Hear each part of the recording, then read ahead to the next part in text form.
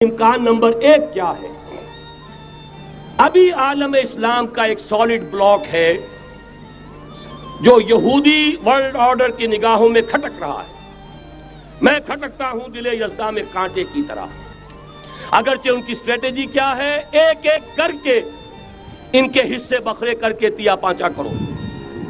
ابھی وہ بلاک کون سا ہے؟ ایران ہے، افغانستان ہے، پاکستان ہے اور روسی ترکستان سے آزاد ہونے والی جو ریاستیں ہیں، یہ ایک سالڈ بلاک۔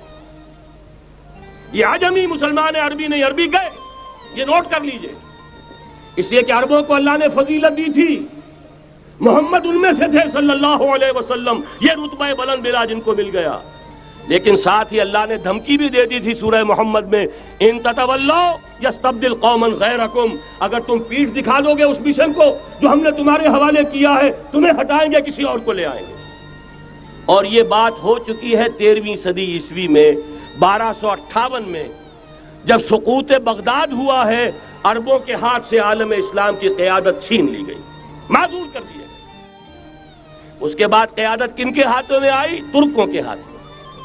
ترکان تیموری ہندوستان میں، ترکان صفوی ایران میں، ترکان سلجوقی مڈل ایسٹ میں، اور ترکان عثمانی کا تو کہنا ہی کیا ہے، وہ ایشیا مائنر سے چل کر آپ کو معلوم ہے کہ مشرقی یورپ کا کتنا بڑا علاقہ، دی گریٹ آٹومان امپائر اس صدی کے آغاز تک قائم تھی۔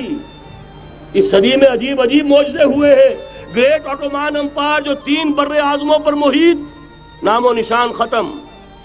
The great U S S R, نام و نشان ختم۔ اب تو روس صاحب ایک ملک کی حیثیت سے رہ گئے۔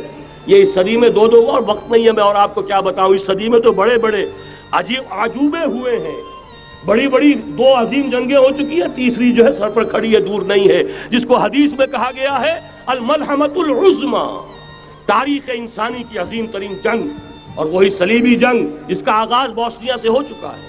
بہرحال اس وقت جو میں کہہ رہا تھا، ورنہ میرے پاس تو یعنی یہ کہ درد دل کہنے کے لیے وقت نہیں ہے، مجھے اپنی بات کو محدود کرنا پڑ رہا ہے، لیکن میں اب آ رہا ہوں اصل موضوع کی طرف، کہ ایک امکان تو یہ ہے کہ اس بلاک میں اسلام کا احیاء ہو، اور اس کے لیے کچھ نویدیں بھی موجود ہیں احادیث نبویہ میں۔